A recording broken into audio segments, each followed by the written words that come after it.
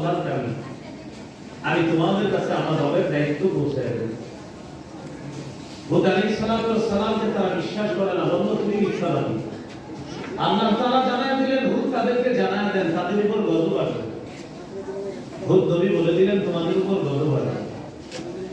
আল্লাহ তাআলা প্রবল একটা ঝড় বাতাস দিয়ে দিলেন, প্রচন্ড ঝঞ্ঝাবাহী বাতাস। 7 রাত 8 দিন পর্যন্ত অবিরত বিরতিহীন তাদের উপরে গজব চলতে লাগলো।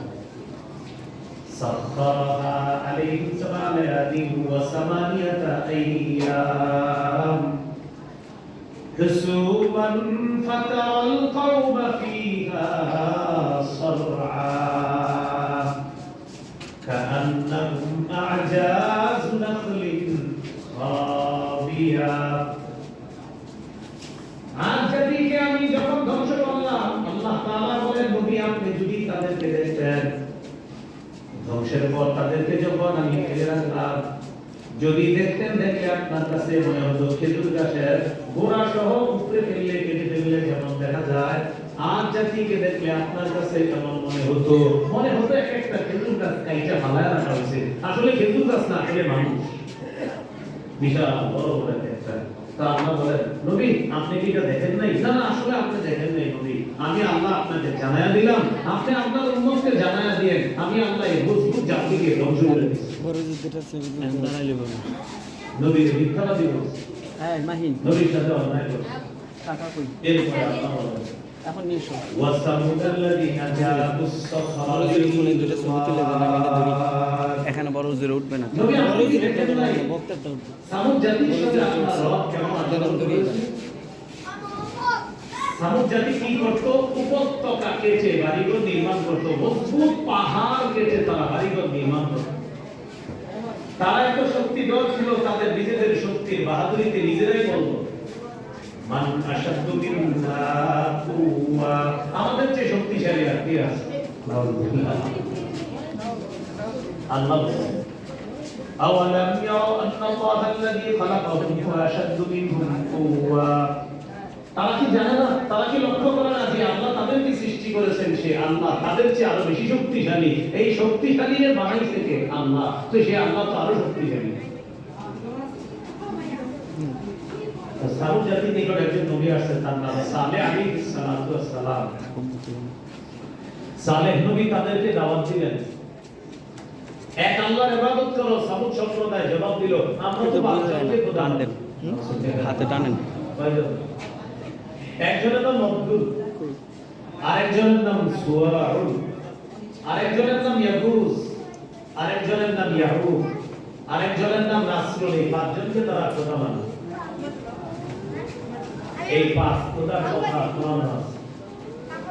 সূরা নূহের 23 নম্বর আয়াত 29 পারা 12 নম্বর পৃষ্ঠায় সূরা নূহের 23 নম্বর আয়াত আছে وقالوا لا تذرن آلهتكم এখন টিপ দাও।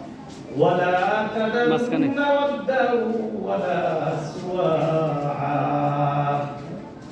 ولا يغوث ويعوق ونسرا وقد أضلوا كثيرا ولا تزد الظالمين إلا ضلالا। সালেহ নবী বললেন আল্লাহকে মেনে নাও, সামুদ সম্প্রদায় করে না আমরা পাঁচজন খোদা মানি। হুজুর সালেহ নবী বললেন আল্লাহ একজন, তার সাথে কোনো শরীক নাই। সামুদ জাতি সালেহ নবীকে বলল ও সালেহ তুমি চ্যালেঞ্জ গ্রহণ করো, আমরা আমাদের পাঁচজন খোদাকে ডাকবো, তুমি তোমার আল্লাহকে ডাকবা। যদি আমাদের পাঁচজন খোদা আমাদের ডাকে সাড়া দেয় তুমি আমাদের দলে চলে আসবা, আর যদি তোমার রব তোমার ডাকে সাড়া দেয় আমরা তোমার দলে চলে যাব। সালেহ নবী বললেন চ্যালেঞ্জ গ্রহণ করা হলো। চলো কয় বাজারে একটা বাজারের মধ্যে চ্যালেঞ্জের মোকাবেলা হবে। আল কামিল ফি তারিখ ইবনে নাসির বিশাল বড় একটা কিতাব আছে। এই কিতাবে লম্বা সুন্দরভাবে ঘটনাটা আলোচনা আছে। সালেহ নবী গেলেন বাজারে, সামুদ জাতি তাদের পাঁচজন খোদাকে ডাকছে। আমরা তো